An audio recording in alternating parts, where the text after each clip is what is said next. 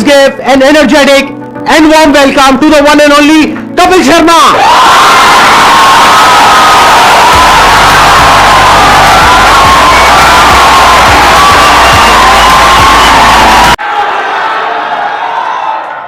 Thank you इतने इतने प्यार के लिए, मोहब्बत के लिए। क्या एनर्जी आ सकती है।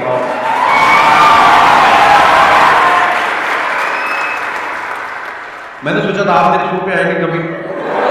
एक ही बात है, कोई बात नहीं, एक ही बात है। अच्छा, इससे पहले कि ऑडियंस आपसे इंटरेक्ट करे, ऑडियंस आपसे क्वेश्चंस पूछे, मेरे माइंड में एक सीरियस क्वेश्चन है जी।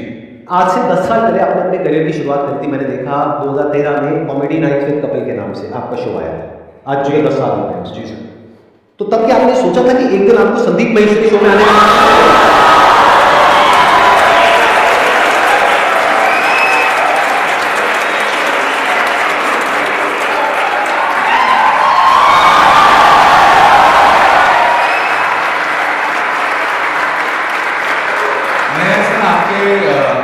वीडियोस देखता रहता हूँ, बहुत अच्छा बोलते हैं आप लोग, बहुत बहुत अच्छा मोटिवेट करते हैं स्टूडेंट्स को, यंगस्टर्स को। मुझे बड़ा अच्छा लगता है। और मैंने 3 महीने के लिए अपना शो बनाया था, पता नहीं चला कब 10 साल हो गए। लोगों का प्यार है और आप सबकी, लोग बहुत प्यार करते हैं सर। चलिए Q&A सेशन शुरू करते हैं। सर आपसे एक्चुअली एक रिक्वेस्ट है कि आप मोटिवेशनल मंच पे आए हैं तो कॉमेडी के वे में थोड़ा मोटिवेट कर सकते हैं। ये संदीप जी से बेहतर कौन करता है? सर, मैंने इतने सारे वीडियोस देखे हैं कि हाँ। आपको इतनी मोटिवेशनल बातें करते हैं आपके साथ और बीच बीच में आपको हंसाते रहते हैं, तो इसीलिए शायद इनका शो इतना पॉपुलर भी है। Hello Kapil sir. सर मैं आपका बहुत बड़ा फैन हूँ। Thank you brother. मैं आपके साथ 2 लाइन गाना चाहूँ। मैं सीरियसली बोलूँ, आपको देख के मुझे कोई गाना नहीं याद आ रहा। सर मेरे को आ रहा है, सर आपको तो गाना याद है। प्लीज आप शुरू करिए। गुलाबी आंखें जो तेरी देखी, शराबी ये दिल हो गया, संभालो मुझको ओ मेरे यारो, संभलना मुश्किल हो गया। गुलाबी आंखें जो तेरी देखी, शराबी ये दिल हो गया। वाह, बड़ा एनर्जी है। बहुत ज्यादा बोलती हूँ, बहुत ज्यादा, हद से ज्यादा बोलती हूँ। भगवान उसका भला करे जिससे आपकी शादी होगी।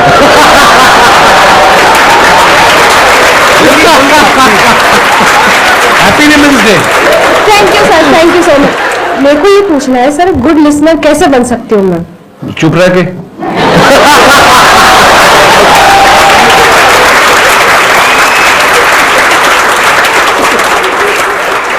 मेरा क्वेश्चन था कि आजकल जैसे इंस्टाग्राम पे भी बहुत सारे इन्फ्लुएंसर्स बढ़ रहे हैं, तो कुछ ही टाइम में उनका कंटेंट की कमी हो जाती है, तो आप इतने साल से रेगुलरली कर रहे हो, तो आप कैसे अपने आप को रेलेवेंट रख रहे हैं और हम सबके लिए मतलब अभी भी इतना एंटरटेन कर रहे हैं, और कैसे कर पा रहे हैं? मुझे ऐसा लगता है आज से जब 15 साल 16 साल पहले जब नेशनल टीवी पे काम हिंदी में काम शुरू किया था, तो मेरे खुद के दोस्त बोलते थे कॉमेडी बड़ी हो चुकी है, अब नहीं होगी। मैं कहा ऐसे तो सांस भी बड़े ले चुका है ना। तो मुझे ऐसा लगता है कि जब तक दुनिया है, जब तक हालात है, हर रोज कुछ ना कुछ आपकी जिंदगी में घटता है। आप न्यूज चैनल लगा के देख लो, हर जगह आपको कोई ना कोई नई चीजें मिलती है। तो जब तक ये सब होता रहेगा, ह्यूमर भी आता रहेगा। हाँ, मेहनत लगती है, पर हाँ, जैसे ये जो आपकी एनर्जी देखी, जो आप लोगों का प्यार देखा, तो ये हमें मोटिवेट करता है और मेहनत करने के लिए।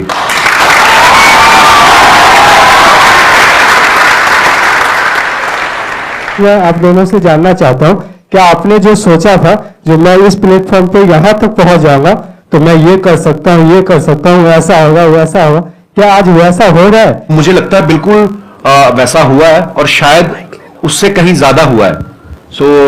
मैं बड़ा फॉर्चुनेट हूँ, मैं बड़ा ब्लेस्ड हूँ, और मुझे ऐसा लगता है कि जितना सोच के आए थे उससे कहीं ज्यादा मिला है। पर हाँ, वो मेहनत करते रहना चाहिए आपको, क्योंकि उसका कोई अल्टरनेट नहीं है। आज भी मैं अपने शो के लिए उतनी ही मेहनत करता हूँ, आज भी मैं अपनी टीम के साथ बैठता हूँ। मुझे तो ऐसा लग रहा है कि जो मैंने सोचा था शायद उससे ज्यादा ही हो रहा है।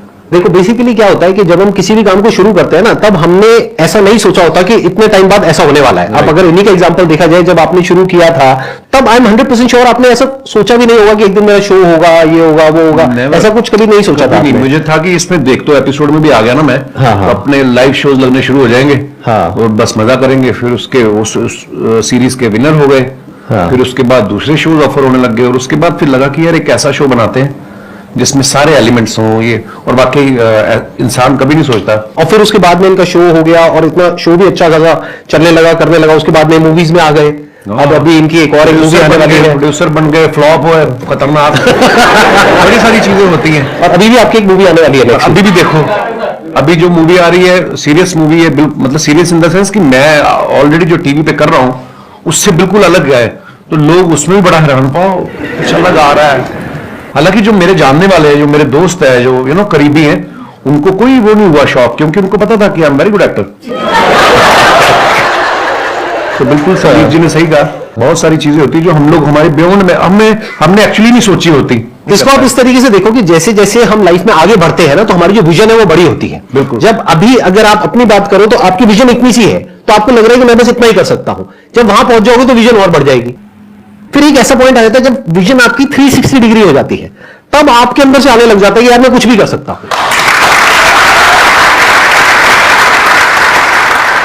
मजा आना चाहिए, मुझे ऐसा लगता है, जो मैंने देखा कि मजा आ रहा तो फिर जिंदगी पता नहीं चलती।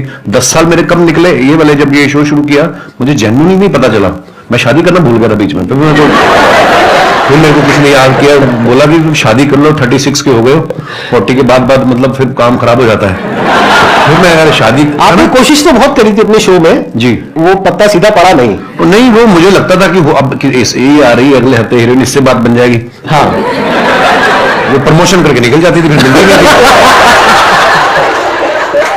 ये बात आपको थोड़ा लेट समझ आई कि वो अपने प्रमोशन के लिए आ रही है, आप अपनी प्रमोशन करते थे, बात बनी नहीं। चलो कोई नहीं, लेकिन आई थिंक आपका भी जो रिलेशनशिप है, अगर एक बार हम थोड़ा सा ऑफ ट्रैक जाए जी, तो बहुत पुराना रिलेशन है आपका गिन्नी के साथ। हाँ हाँ, ऑफकोर्स, मैं कॉलेज में पढ़ता था, जब मैं पोस्ट ग्रेजुएशन के लिए एडमिशन लिया अमृतसर से जलंधर, तो हमारे यूथ फेस्टिवल जैसे होते हैं, है ना, यूनिवर्सिटी के इंटर कॉलेज कंपटीशन, तो मैं अपने कॉलेज में पढ़ रहा था, और गर्ल्स कॉलेज का अलग से कंपटीशन होता था, बॉयज का अलग से होता था। उसके बाद जो विनर होते थे दो, फिर वो बॉयज और गर्ल्स का कंबाइंड फाइनल में होता था।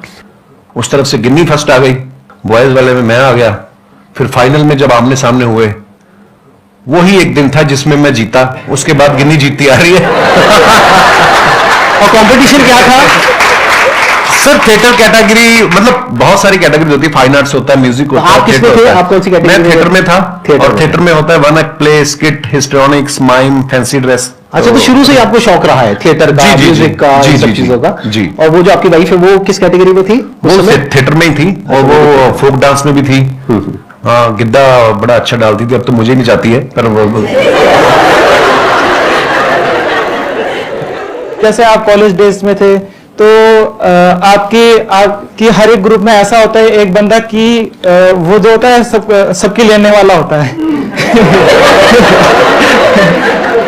तो सर, आपने जो ये कॉमेडी का जो करियर है, वो आपका मतलब ये बेइज्जती करने का शौक था, या फिर आपने मतलब पूछ रहे आप किस तरफ थे? जैसे एक ग्रुप में एक बंदा ऐसा होता है, तो आप वो बनते थे या फिर आपके साथ ऐसा कुछ हुआ था? मतलब यही आप पूछना चाहते हैं? जी सर, हाँ। हाँ, मतलब बेइज्जती करने वाली ये लाइन कहाँ से आ गई भाई? सर, हमने कई बार नोटिस करा सर, जैसे अर्चना मैम हो गई और दिनेश, वो एक रिलेशनशिप होता है ब्रदर। जी वो सर। उसको बेइज्जती नहीं कह सकते यार आप। आई मीन, मेरी इतनी औकात नहीं है कि अर्चना जी इतनी सीनियर एक्टर हैं, और अगर ऐसा होता तो वो उस शो पे बैठती नहीं सर, ऐसे अब अक्षय पाजी आते हैं मेरे शो पे, हम लोग बड़ा हेल्दी एक कॉन्वर्सेशन होता है, वो मेरे पे पंच मारते रहते हैं, मैं उसमें, तो वो ये सर एक स्किल डेवलप हो जाती है ना कि हम आपस में ऐसे करते हैं। नहीं, बेइज्जती वो नहीं होती, वो होती है मैं जो आपकी अभी करूंगा।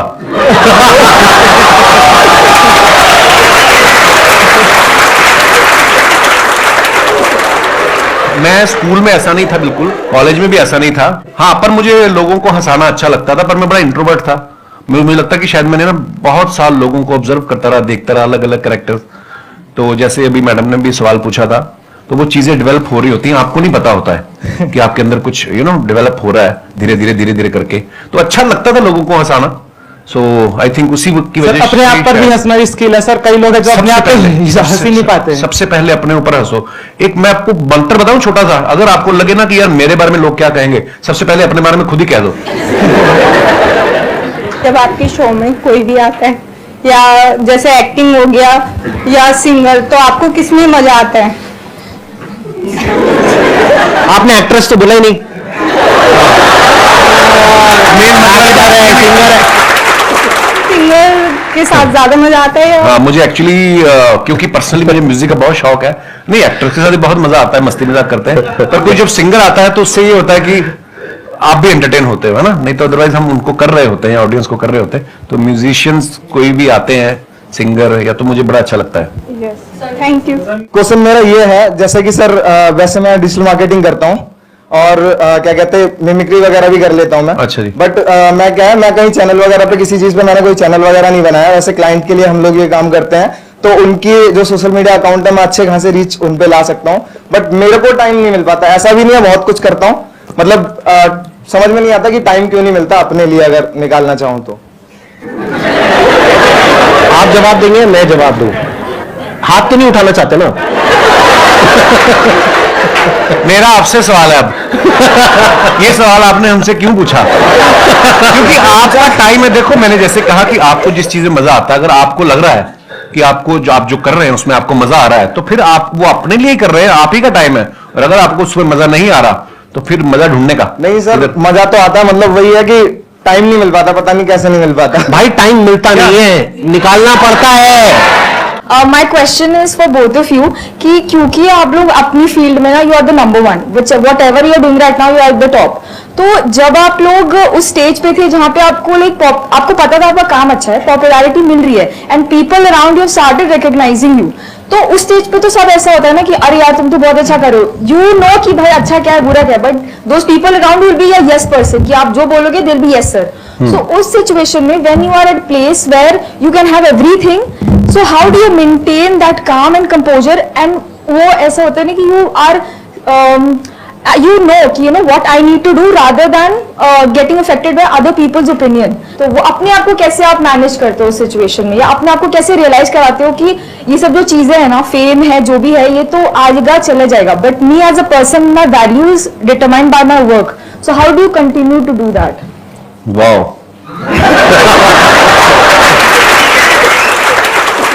आपका सवाल भी जो है मैं समझ पाया हूँ, वो एक ही लाइन में चाहे आप पूछ सकती थी, आपने 36 लाइनें बोली हैं, पर वो भी मजा आया आपकी बात सुन के। पता क्या होता है, लोग बड़ा चढ़ाने वाले भी बहुत होते हैं, जब आप थोड़ा थोड़ा कुछ कहीं राइज करना शुरू करते हैं, बड़े लोग होते हैं, पाजी आपका तो जवाब ही नहीं है।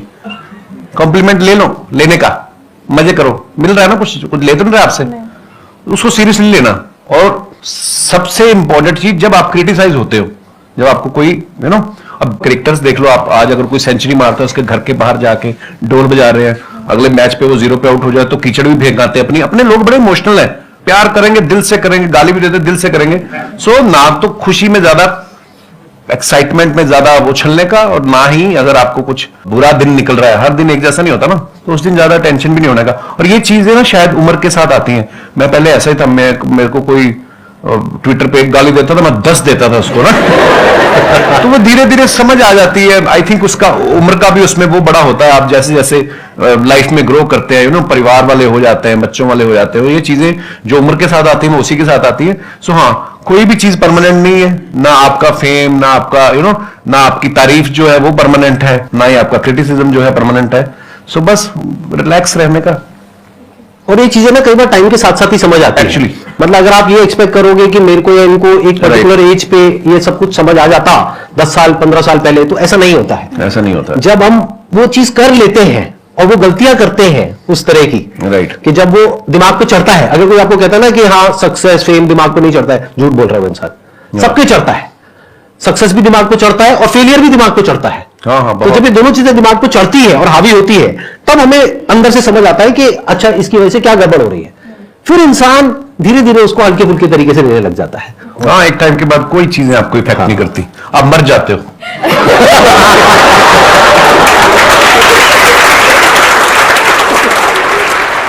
मेरा एक ही क्वेश्चन है, हम खुद का बिजनेस कर रहे हैं, कुछ भी कर रहे हैं, हम कैसे टीम बिल्ड करें, उनके अंदर कैसे लॉयल्टी लेके आए, हम कैसे पता करें उनके दिल के अंदर हमारे लिए मतलब बहुत ज्यादा लॉयल्टी है, मतलब समर्पण है हमारी कंपनी के लिए, हमारे लिए, हमारे टीम मेंबर के लिए।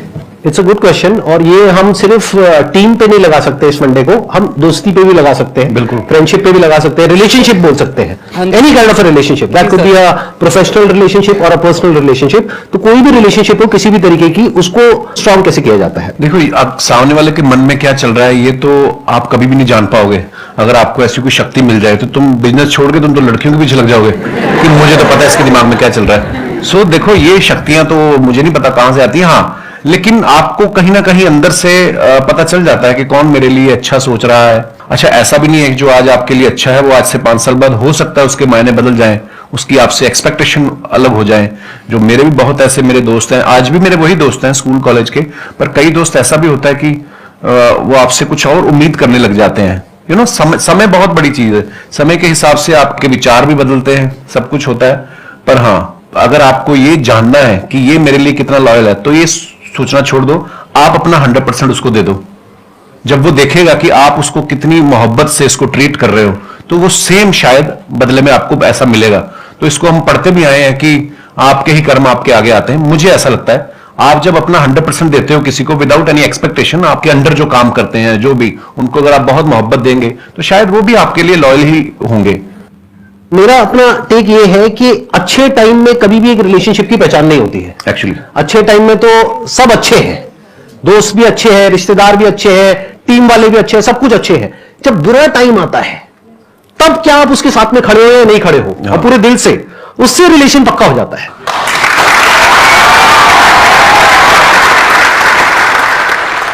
मैं आप दोनों की बहुत बड़ी फैन हूँ। Thank you. प्लस आप दोनों ही बहुत पॉजिटिव पीपल हो, लाइक अगर देखें तो किसी को हंसा सकते हो बहुत इजीली और मोटिवेट भी कर सकते हो अपनी कॉमेडी से और अपनी बातों से। सब अग्री करेंगे कि हम कोई भी काम स्टार्ट करते हैं तो हम बहुत इम्पेशेंट हो जाते हैं उस चीज को लेके। तो आप इम्पेशेंट आप दोनों भी होते होंगे, तो आप कैसे डील करते हैं उस चीज से, दोनों? लाइफ में जो सबसे बड़ी क्वालिटी हम सबके अंदर होनी चाहिए, जो आई एम 100% श्योर इनके अंदर भी है, और वो लोग जो आगे बढ़े हैं लाइफ में सबके अंदर है। लाइफ में अंदर चाहे जैसी भी हालत है, मन है चाहे नहीं है, जो करना है वो करना है, as simple as that. The show must go on. ये क्वालिटी हमारे अंदर सबके अंदर होनी चाहिए अगर हम लाइफ में आगे बढ़ना चाहते हैं, तो जो आज की जनरेशन में बहुत कम लोगों के अंदर होती है। हम क्या सोचते हैं, काम को शुरू करते हैं, रिजल्ट नहीं आया, छोड़ो बेकार है, फिर किया नहीं आया, बेकार है। बेकार है क्या होता है, करना है तो करना है ना। आगे सर आपकी बारी। सेम। मुझे पता था ऐसी कुछ आने वाला है यहाँ से। Thank you so much sir यहाँ पर आने के लिए, मुझे बहुत मजा आया।